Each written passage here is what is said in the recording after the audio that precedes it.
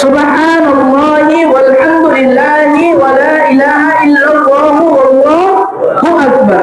সুবহানাল্লাহি ওয়ালহামদুলিল্লাহি ওয়া লা ইলাহা ইল্লাল্লাহু ওয়াল্লাহু আকবার। পারবেন ইনশাআল্লাহ? এবার নামাজের নিয়মটা শুনেন।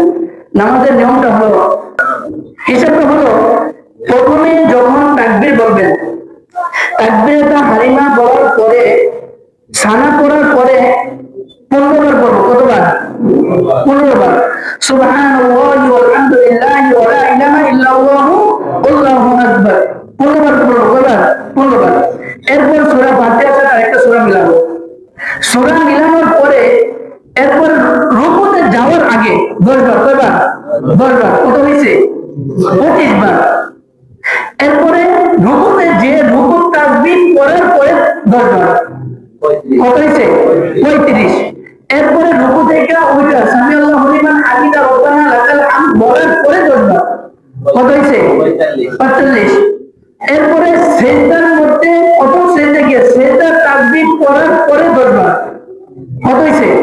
55। এরপর সিজদা থেকে উঠা 10 বার। কত হয়েছে?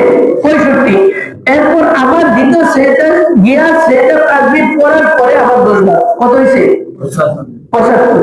মনে রাখবেন, একদম সহজ ভাই, কঠিন না। একটু হিম্মত করলে কি হয়ে যাবে? হয়ে যাবে। যারা আছেন সকলে হিম্মত করে যে আজকে সালাতুত তাহজ্জুদ পড়ে যাব মসজিদ থেকে। এরকম ভাবে 4 রাকাতে কত হয়? 300। অর্থাৎ 75 করে 4 রাকাতে কত হয়? 300। আরেকবার নিয়মটা বলি, আরেকটা নিয়ম আছে, ওটা বলা তো, ওটা বললে টেস্ট লাগাই নেবেন, এজন্য এটা আরেকবার বলতেছি। প্রথম হলো তাকবীরাতা হারিমা বলার পরে, সানা করার পরে 15 বার। প্রথমটা 15 বার, নাহলে 75 মিলবে না কিন্তু। প্রথমটা কিন্তু 15 বার, ঠিক আছে?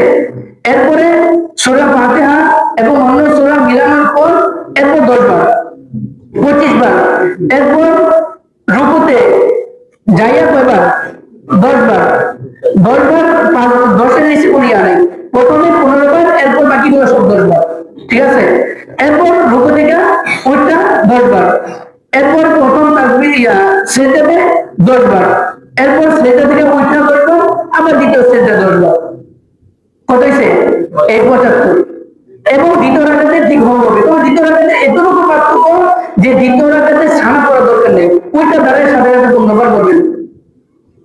অর্থাৎ দ্বিতীয় সিজদা থেকে ওইটা সাথে সাথে কয়বার করবেন? 15 বার করবেন। অর্থাৎ এর মধ্যে তার সানা নেই।